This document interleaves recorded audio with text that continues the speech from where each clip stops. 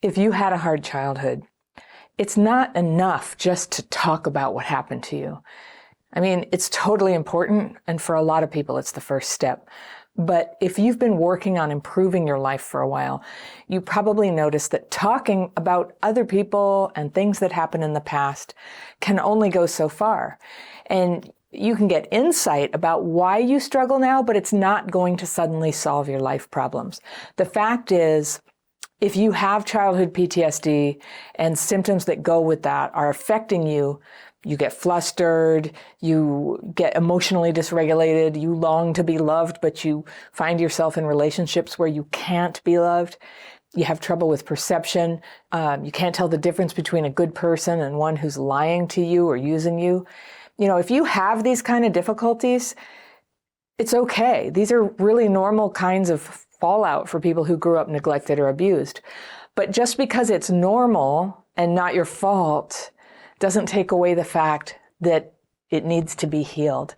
And unfortunately, even though it intuitively feels like someone, somewhere should be able to fix this for you, it's going to come from in here. You have the power to face these life problems, and I want to encourage you to find the strength to do that. You did not ask to hurt like this when you were a kid, but now it's you who suffers from these life problems and you whose shoulders it's on to start solving the problems. Now, maybe you've self-sabotaged in the past. We all have, I have. And maybe it pains you that the burden of fixing all that falls on you. It's not fair. Of course it's not fair. And you're right. It was an injustice and it shouldn't have happened. But it's like the stages of grief. If you can accept that it's you who will suffer if you don't change, and it's you and only you who can make those changes, that acceptance can open the door to healing. Now, you might not know how to do it. You might not see the way, but you can get there step by step. And you can rely on some solid principles. And I'm going to share some with you. I've got 10 of them. You might want to write these down. All right, so get ready. Number 1, learn to emotionally regulate yourself. Now, this is easier said than done, and it's a big process, but I want to make it number 1 because the symptom that causes the biggest problems is emotional dysregulation. And so that's this thing that can happen in people who are traumatized. It's a neurological injury. And so when you have normal emotional responses to situations like, somebody is unfair to you, you feel angry. Somebody says they're breaking up with you, you feel sad. You have a big test coming up tomorrow, you feel anxious. Well, if you have emotional dysregulation, those feelings which would normally be this big can get this big. They go beyond the point where you can really contain the emotion. You can't really put it into words effectively. If you have this, you've probably become accustomed to hiding how you're feeling because you know instinctively or overtly that your feelings are kind of bigger than other people's feelings. That's emotional dysregulation. It's totally normal for somebody who's been through what you've been through, but it creates problems. And so one thing that you can do to move your healing forward is stop the damage that emotional dysregulation does to your life by learning to calm emotional dysregulation. Once you tune into what it is, you can predict when it's coming. You can sort of feel that prodrome. Here it comes, here it comes. I'm about to go, and we call it the airplane taking off. You keep the airplane on the ground. You don't just, take off into the sky emotionally about things. How many times have you been in a situation where you had a reaction that damaged the relationship? And how many times were you trying to talk about something that had hurt your feelings, but the whole conversation became about how you expressed yourself? So that's what's going to keep happening until you can learn to bring that down, learn to self-regulate on those emotions. Now, a lot of people will try to argue with me and go, feeling your feelings is so important. And it is. Feeling your feelings is so important, but feeling your dysregulation is destructive. Emotional dysregulation is like feelings on steroids, and you want the steroids out so that you can have more authentic feelings, you can communicate with them, you can have a reasonable hope that people can hear what you're saying and respond to you. Like everything in life depends on relationships where that can happen. Don't worry, I will talk about solutions. I will tell you how to learn to emotionally self-regulate. I have tools for that. I have videos for that. I have courses for it, and I'll summarize it for you in this video. But I just want to go through these 10 things. I just want to list them and tell you a little bit about them. These are 10 things that you can work on in yourself to support your trauma healing. All right. Number 2 is save your social and romantic energy for people who can reciprocate. So this is what happens a lot for people with CPTSD, and especially when you were neglected. And so you end up with an attachment wound that is sort of like walking around like a thing in front of you that's always sort of doing the talking for you. And what an attachment wound, let's say that you were emotionally neglected or abandoned by your parents, which would be really common for people with CPTSD, then there's the, exterior conversation that normal people have. Hi, how's it going? What's your name? Tell me what you're interested in. You might go on a date with them. You might start becoming friends. But then this other aspect of you comes out. The attachment wound comes out and starts talking like, are you going to leave me? Can I trust you? What you just said, you didn't text back. I texted you. You didn't text back in 6 hours.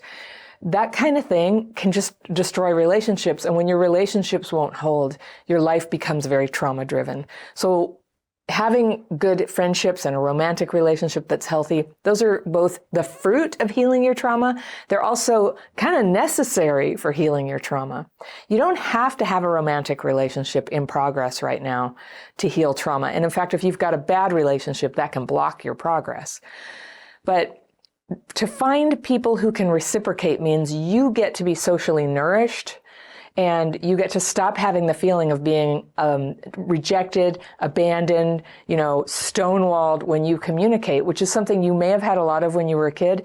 And when it happens, it may send you into a bad place, right back to my first point, which is emotional dysregulation.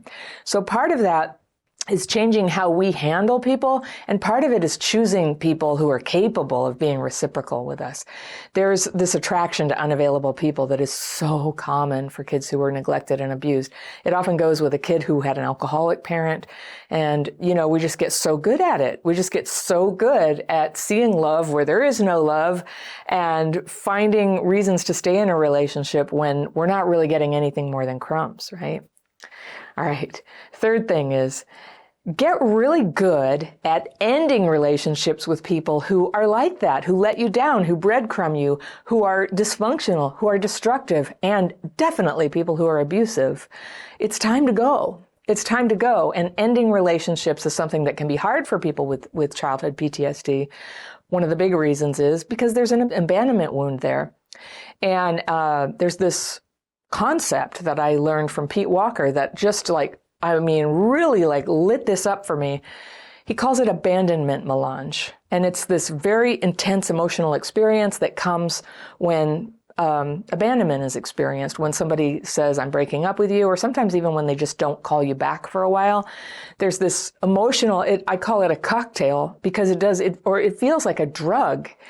I mean, literally, it can feel like a drug is coming over you where you just go, oh no, here we go into the very, very bad place. And the bad place is made of rage, like intense fear and terrible sadness. And they're happening all at once. And before you know what that is, when it visits you sometimes, if you were abandoned as a kid, chances are you get abandonment melange. It's a French word, it means mashup, And if you get that, you probably were blaming yourself, just going, what's wrong with me? Or you think it's real and you're just like, this is truly that dreadful. It's so bad. And you may have had people diagnose you as all these things, but it's just abandonment melange. And the minute you have a word for it, I would say about half the intensity can come off, because what you do when it happens, if you can catch it, you go, oh, this is that thing I heard about in Anna's video. It's abandonment melange. That's what's happening. And abandonment melange, it peaks and then it passes. And so it will pass. It will pass. It's sad. It's sad when somebody breaks up with you. There's stuff to get through with that. But that part of you that reacts to it way too intensely, that is abandonment melange, and it goes up and it comes down. And when it's going up and you go, this is abandonment melange, you can stop it right there and put it on its downward journey right away. Very, very powerful change is available to you when you can do that. Number 4 is to choose friends who are working on themselves and who do things with their lives that you admire, even when it's scary. I know how scary it can be to associate with people who have their head kind of on straight. That is kind of threatening. It can bring up a lot of shame for a person with CPTSD. It's, we know about this. It's a little loop that we can go into. But I teach tools where you can reduce that fearful, resentful response, I'll tell you at the end of this video, so that you can kind of open up a little bit and start to be friends with people whose lives you admire. So either they're already there or they are working on themselves. Because what's really hard is when you work on yourself, and let's say, if you were to like take one of my courses or start therapy or, read a book that was really helpful to you to start changing your life, you will have people in your life, so-called friends, who are like, oh my God, you're not doing that stupid thing again. You didn't stop drinking, did you? Oh, now look at Miss Goody Goody. So you get this antagonism towards healing. Have you had that happen before? It's just part of the deal. You can expect it, and when you know it's coming, you can go, aha, somebody's just revealed themselves to me as a friend who fits in my life when I'm really screwed up, but who's taking themselves out when I start to get better. And so eventually you will meet friends who match you when you start to change kind of, your place in life, your vibration, if you will. When you start functioning better, you're naturally going to find people who are functioning better, but you can start seeking them out now. And I highly recommend it. I went to Al-Anon for many years, and that's a place for people who are affected by family alcoholism, which I certainly was. And I got so much help there. I loved that I had a place to go, and I met lots and lots of people working on themselves, and I could learn from them. Some of them, like, I wanted what they had, and some of them I was like, I just don't like how they do this. I don't want to do it that way, which is all part of learning. And I also watched people who just went and complained about stuff and never actually worked the program. And that taught me a lot too. I just noticed like who gets better and who doesn't. In fact, that's probably informing a lot of these 10 tips I'm giving you in this video. I've been watching people, groups of people work on healing for a long time. And I've had my eye on the people I admire, and I follow what they did. All right. So I encourage you to do that. All right. Number 5 is to find activities, hobbies, stuff to do in your spare time that bring you growth. So not just watching TV, not just going out and having beers with everybody, but ones that bring you growth. There's always room to like veg out or have fun. There's room for that. But make sure that you're building into your life your growth. And your growth could be emotional, like hanging out with those good people that you've started to realize you admire. It could be intellectual. You could take a class, you could read a book. Or you could start to figure out ways to earn more money. And I feel like people don't talk about, like there's the category of people who talk about earning money and it's all about that. And then there's like emotional self-help and PTSD. And I'll tell you what, if you have PTSD, chances are you have money problems. And it's really, really powerful to start to straighten those money problems out. I've been talking about money problems, debt, and healing all of that in recent videos. I feel very strongly that one of the most powerful ways that you can have a great life and overcome your trauma is to have enough money that you have choices. So you never have to like cling to a relationship just so that you have a place to live, or stay in a marriage just because you have no way to support yourself. Like learning to make money is self-empowerment. And yes, there are so many obstacles to doing that. But actually, when you're learning to treat your CPTSD symptoms, in particular, mental dysregulation, which can affect your ability to show up, be in good spirits, give your best every day, and emotional dysregulation, which can, no matter how good a job you just did, if you shoot your mouth off and have a big fight with the boss, well, that's going to limit your career success too and your income. So I really want to emphasize that, you do hobbies and reading and learning that are focused on your growth. Never stop doing that. That's what people do who want to have a happy life, trauma or no trauma. But if you grew up traumatized, there's probably some deficits there, some delays in learning. So you get to catch up now. And it's powerful, it's fun, and it tends to help you find people who have similar interests, or when you do meet them. Like if you go to a party and you haven't been reading any books, there's only so much you can talk about. But if you go to a party and you've been reading a bunch of books and you've got a bunch of new ideas and you're inspired about something, you will be a very interesting conversation partner, and it will tend to, make you interesting to talk to for other people who can teach you things, who can open doors for you. All very good, valuable, important. And I'm not talking about being fake. I'm about allowing yourself to finally be you. So if you notice you have resentment at people who have money, or about the idea of making money, or a feeling of helplessness that can never happen for you, I'm going to really encourage you to use my techniques for dealing with fear and resentment. It's the daily practice. It's a free course. It's down in the description section. I said I'd tell you at the end of the video, but it just keeps coming up. There's a lot of sort of excess feeling and reaction to things in having CPTSD. I know, because I have CPTSD. And this is what I do. I get it out of my head, onto paper, ask for it to be removed. You can release it as well. Rest in meditation, and then you have space in your mind again. And you have to keep doing it. It's a daily practice. It's not just like the transformation of your life one time the day somebody told you this and you sit down for 10 minutes. It's something that feels good to do on an ongoing basis, just like eating is something that you need to keep doing. You get hungry again. Well, your brain gets dysregulated and negative again. So it's a way that you can just keep it. It's like hygiene for your negativity. It's hygiene for your rage, for your panic, for your self-doubt, for your resentment at others, for your perception that I can't do this. I'm not one of those people who's like, you can do anything. It's like, nobody can do anything. Come on. And some of us actually have some difficulties that are probably not going to go away real fast, but there's so much that can go away really fast.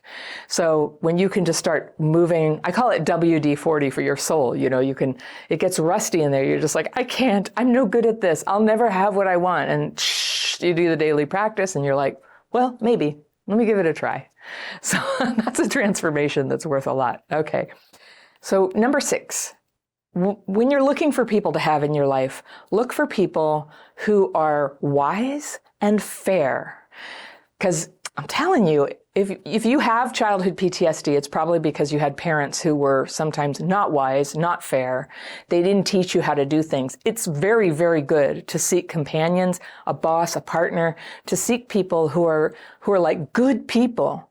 And you can observe in them, they're very fair to people. They don't treat anyone badly. They don't pull rank on people in a hostile way.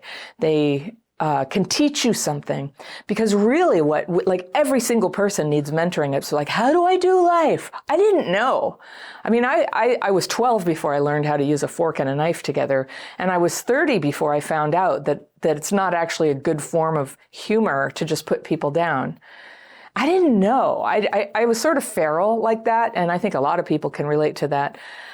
My parents taught me a lot that was valuable, but because there was alcoholism and they were very absorbed in the problems that came with that, I just didn't get the memo. I didn't know, like, when should you have a party? How should you invite people? If somebody invites you to their party, what should you say or do? Or how long should you wait before you thank somebody for a present? When do you apologize? I used to hear about this thing, charm school. I don't know if it still exists, but I was like, I need that. I would have done anything to go to charm school. And I actively I'd go visit friends' houses. Didn't want to bring them to my house, but I'd go to friends' houses when I was a kid. And if their mom, was admirable to me, I'd be watching like a hawk. How does she do it? How does she use silverware? Where do you put the plates on the table? What tone of voice do you use? How much should you intrude on a conversation, and when should you sit back? How much can you tell people to do? Like, I didn't know any of it. So you seek out people who you can learn from, but who are morally good people. They're kind, they're fair, they're wise. Because this is a vulnerability for people with CPTSD. There's been so much like crap fit, where you fit yourself to crap. You learn to tolerate, maybe your parents were doing something shady or illegal. Maybe they were abusing you. And you learn to start compartmentalizing antisocial behavior like that so that you could still love your parents and still have this possibility, like, we're a good family, right? Like, a kid needs to believe that. But when you grow up, you have to have some discernment about that. Like, that's not right. I need to be honest. When I am at the cash register and they accidentally give me change for a 20 when I gave them a 10, I'm going to say something. I'm not going to walk away with that. Like when that happens, if you walk away and you're like, yes, I got extra $10, but there's this little part of your spirit that just goes, I'm not that great a person. Some little shopkeeper, I got their money. I got the better of them. You will feel so good about yourself to be honest in those situations. And I hate to tell you, it means being honest on your taxes. It means apologizing when you've offended somebody, even though you think they shouldn't have been offended. And that's not the same as, groveling or pretending it's nothing like that. But when somebody's just like, hey, you didn't call me back, and you think to yourself, well, how could I have? You knew I was driving. Well, this time you handle it differently, and you're like, oh, I'm really sorry. I wish I hadn't made you feel that way. I'm here now. I hope you can forgive me. So you go ahead and you attend to these things like a good person does. So I have a lot of videos on that. I have my connection course where I teach you. It's like charm school for people who, I used to call it charm school for feral girls. That was the original name of Crappy Childhood Fairy before I ever published anything. And I was like, it's a little bit judgmental, but I still feel like that. It's charm school. And I teach about like how to make an apology, how to gradually get to know somebody, how to be measured in how much you tell yourself about people as you get to know them. It's things like that, how to connect with people and how to stop making some of the mistakes that traumatized people make easily. But the moral thing, if you grew up with complex PTSD, it can be really easy to sort of crap fit in people who are, they're dodgy. They may not treat you great. The first thing you'll notice is they don't treat other people great. They exaggerate things, like they'll say, well, I spent some money, but it was only like $20, and you see the receipt and it was like $31, right? That kind of thing. Oh, it was hardly anything, it was just, that kind of exaggerating. Like, you don't want to do that yourself, and you want to be aware of people who do that, because what that is it's a moral fuzziness, and it's where the bad stuff gets in your friendships and romantic relationships. Is people who don't have the integrity to be very straightforward and to sometimes do the thing, to give up that $10 they could have and to be straightforward about the money that was spent, so that they're willing to face the consequences for their actions. And because they can predict consequences, they take actions that they will feel good about later. Those are the people, like, you will be so affected by the people you choose as friends. So choose them well. I think that's what I'm getting at. All right. So number 6 is to seek to be a generous person. And by generous, I don't just mean that you give things to people, but charitable. Charitable means, just give people the benefit of the doubt. When let's say somebody has made that, they have exaggerated about the money, you can confront them right there if you mean to, but if you were going to be charitable, you can just sort of go, and then you note the change and you make a decision if you want that person in your life. But to always be pressuring and griping on people and then stay with them turns you into a person you don't want to be, all right? Where you're crap fitting and you're constantly angry at the other person for not being who you imagined and expected and hoped they would be when you first met them. Have you done that? And that is a source of chronic stress and misery in life, is to stay in relationships that just really, really let you down, but to keep thinking the problem is that the other person doesn't care enough to change. Well, maybe they don't care enough to change, but your problem is that you don't care enough to leave. You are choosing to stay when all the writing is on the wall to tell you what kind of a person they are. So for you, you don't have to just sit there and tear people a new one all day long because they let you down. You can reserve your social energy, your love, for people who are also generous and charitable and willing to be kind and give you the benefit of the doubt and not jerk you around about money or facts or anything. You seek out those people, and then just generally as a rule, be considerate, be cooperative, be the person who gives somebody a seat on the bus, be the person who picks up the piece of litter that's just kicking around the middle of the sidewalk. You're a mensch, so you will feel good about yourself when you begin to step into that role and out of the role of like, I can't believe people litter so much. I can't believe everybody, that person's just looking at me like they want a seat, but I was here first. Like, just even being in that space, it's actually kicking up your trauma. It's kicking up your identity as a traumatized person. So sometimes while you're healing all that stuff, you really can start to, you can sort of open up a path in front of you by behaving as if you're a person who's already got that worked out. So kind and generous. I'm not saying give your money away. When you want to, you can.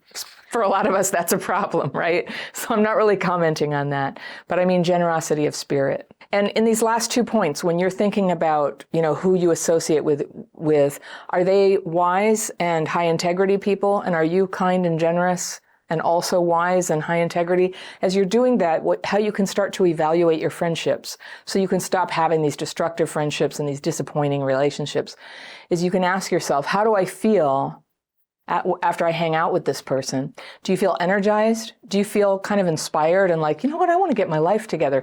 That is a very good sign, all right?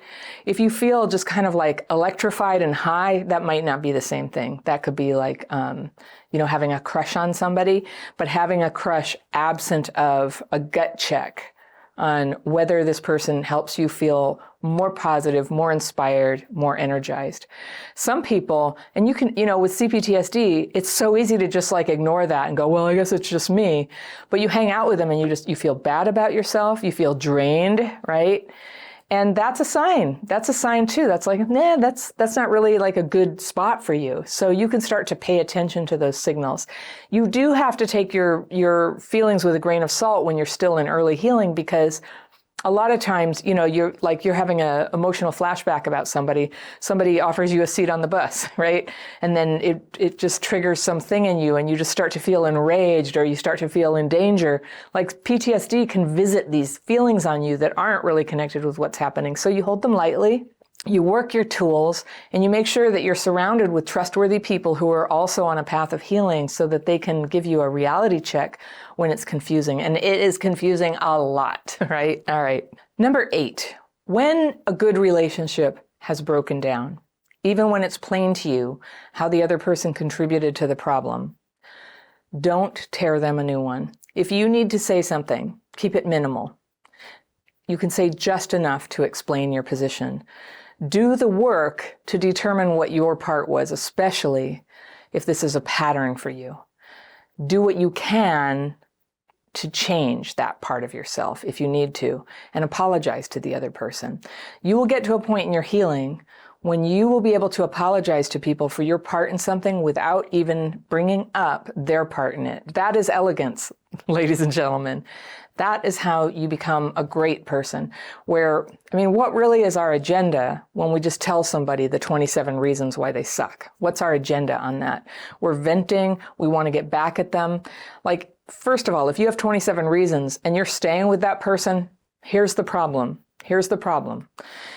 Once you decide to leave, you don't have to tell people every single reason why you're leaving, but you can tell them enough. If they're an abusive person, you get out, you get help from a domestic violence shelter. There's no need to tell them anything. But I'm talking about relationships where everybody tried, everybody's like basically a good person, but it just didn't go well, and they hurt you and they did stuff that drove you crazy and they really let you down. You just don't need to give them all the reasons. So you just sort of say, I guess I felt let down a lot, but you don't have to go, for example, there was that time, right? It feels like it's going to be satisfying, but it's not, because when you go into that, first of all, it doesn't help the other person. As long as you're setting your boundary and you're not going to be in their life, that's the information. If they ask you more questions, well, can you be specific? You can tell them a little bit, but basically, be kind, be judicious. Don't just dump on them about everything. So a lot of us were conditioned by therapists who didn't know better that, you need to really go confront people about everything. But A, that's not always safe. B, it's seldom fruitful. And C, it's going to kick up your CPTSD triggers. It's going to start triggering all that dysregulation. And when you're dysregulated, you might not have the power to keep on walking away from that relationship. So, sometimes people call it gray rocking somebody. That's like an extreme version where you just don't give them anything. So sometimes that's in order. But check your agenda. Do you really need to hurt somebody, or do you just need to have it be over, or have a boundary, or not have something happen again, and stay focused on that thing that you really need? People are more fragile than you think. For a lot of us with CPTSD, when we do walk around hurt, like I used to think when I was younger, I used to think that girls were just always the victim of boys, and boys just held all the cards. Well, then I got to have closer relationships with boys, and some of them feel that way about girls. Wise people know that it's a dance between all people, and that having power has a lot to do with having discernment about where you want to be and having the willingness to walk away. So when you can do your exits, gently, kindly, you will be walking through a world where nobody destroyed by you.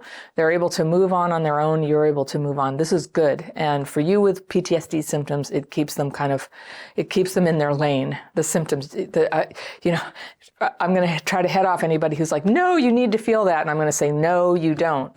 If you have emotional dysregulation, if your brain goes offline, your left front cortex is going dim, you can't reason, your emotions are going wild, this is the mental space where the most damage gets done, where terrible decisions get made, where you lash out or worse.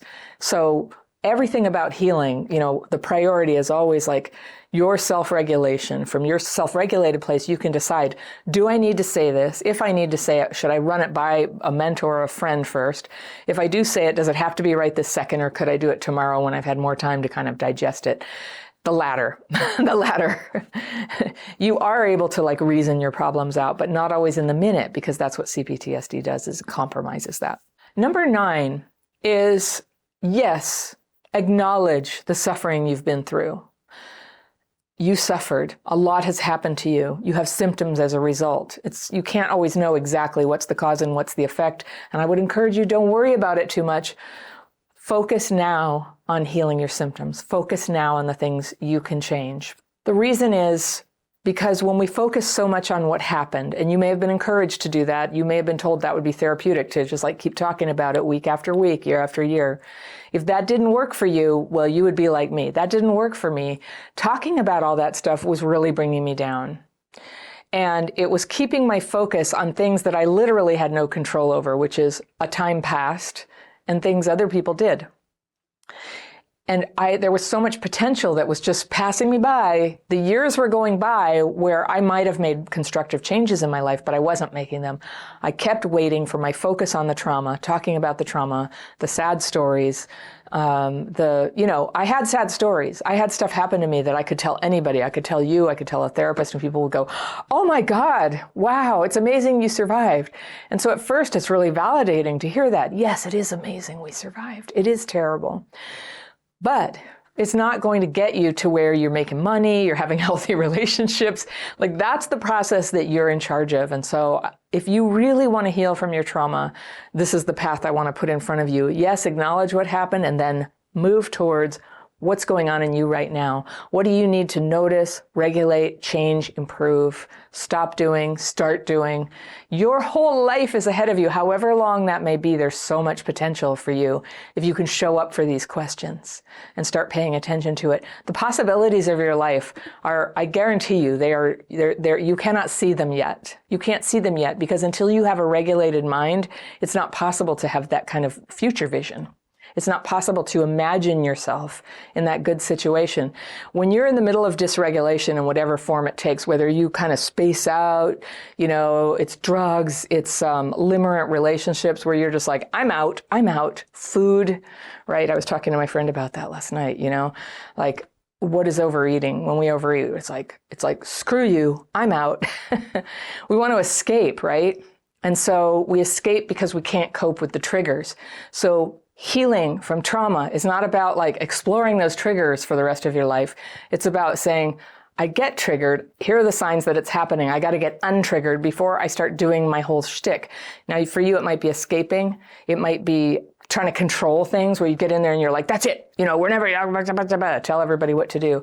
Escape, control, or cling. It's like, please don't leave. Please, just let me stay in this terrible situation because I just cannot deal with what I know emotionally is coming for me if I get left. So you're imprisoned by all these reactions. These trauma reactions completely have you locked in where you are right now. So you work on the trauma reaction and you can deal with it on several levels because it's emotional, it's psychological, it's spiritual, it's physiological. So whatever one is accessible to you or sort of interesting to you, you start there. You can start anywhere around, how you view this problem, but when you can start to deal with the triggers that set off your CPTSD symptoms, guess what? You don't have CPTSD symptoms. You always will, sometimes, but not so much, not so often, not so intensely. And then when they do happen, you'll know how to come back from it. And then your life really opens up for you. So number 10 is seek out and practice techniques that help you do that change in yourself, that help you bring your symptoms down, reduce the triggers, change your response to things so that you have a choice between stimulus and response. Something happens, you're like, oh boy, this is freaking me out. You take that symptom down, then you respond. This is your superpower. This is what I encourage you to work on. So that's number 10. If you need a way to work on it, the way I did it, the way I was shown 29 years ago, still teaching the whole world on this channel, like in every single video, it's called the Daily Practice. It's a free course. You can learn and try the techniques in less than an hour. I just updated this course. It's got now like 25 FAQ videos, and there's a download, and there's free Zoom calls. And the great joy of my life is getting on those Zoom calls every 2 weeks and talking to people like you, answering questions, providing encouragement, enjoying watching the changes in everyone's life as they finally have a tool to take that intensity and funnel it out of their heads and hearts and onto paper and make a space where they can start to grow their lives. It's so wonderful. So perhaps you'd like to join me on those calls and in that course. I would love to have you there. If you love this topic and you want to just have a picture in front of you about what healing looks like, what it feels like, I've got this video for you right here, and I will see you very soon.